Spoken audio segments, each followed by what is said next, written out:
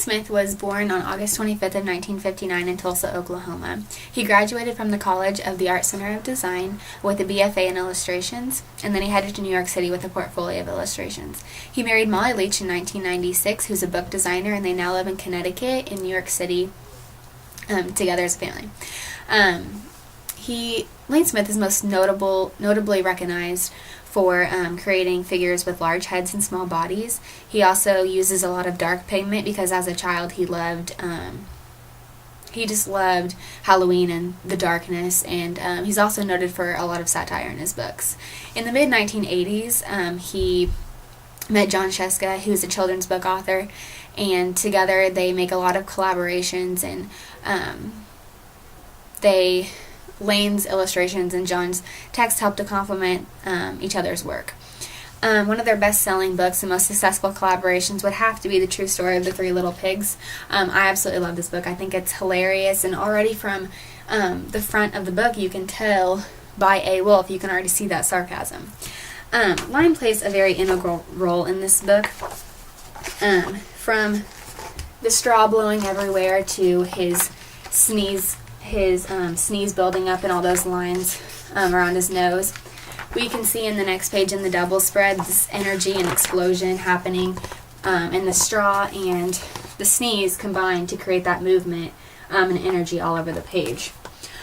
Color, it's very dark for the most part to keep us reminded of what's going to happen next, that mystery of what's going to go on next, what's he going to say next. But it's also very warm and safe to keep the reader interested in what he's going to say.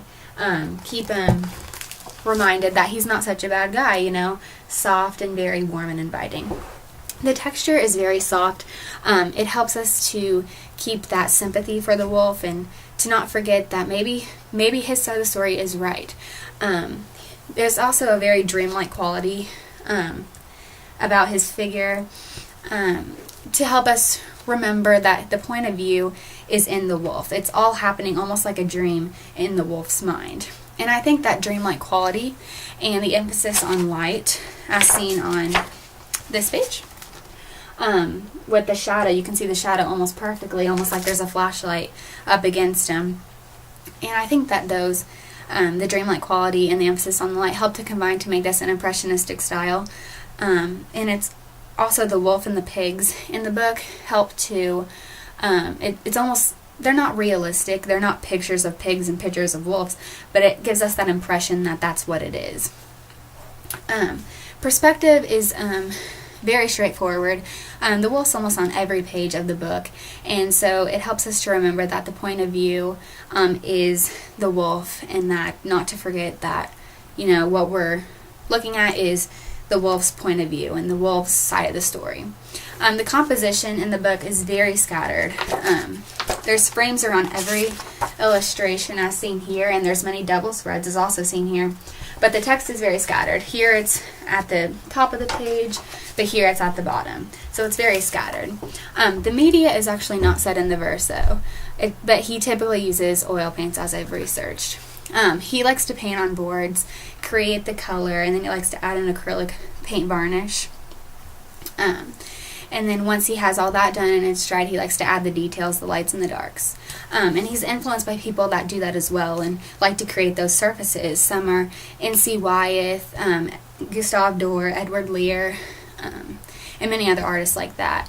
He was actually named a Carl Honor Artist for his lifelong innovations in children's books. And his books, Stinky Cheese Man and Other Fairly Stupid Stories, were Caldecott Honor Artists. Caldecott Honor books, I'm sorry. Grandpa Green was a 2012 Caldecott Honor book, and also in the Publishers Weekly, New York Times bestseller list, and all those other, it's a very, very highly successful book. It's also one of his successful books. It's translated in over 20 languages, and it spent over 6 months on the New York Times bestseller list. Some of his national bestsellers are Madam President and John, Paul, George, and Bim. And he also illustrated for Dr. Seuss's Hooray for Diffendorfer Day. And he created characters for Roald Dahl's James and the Giant Peach.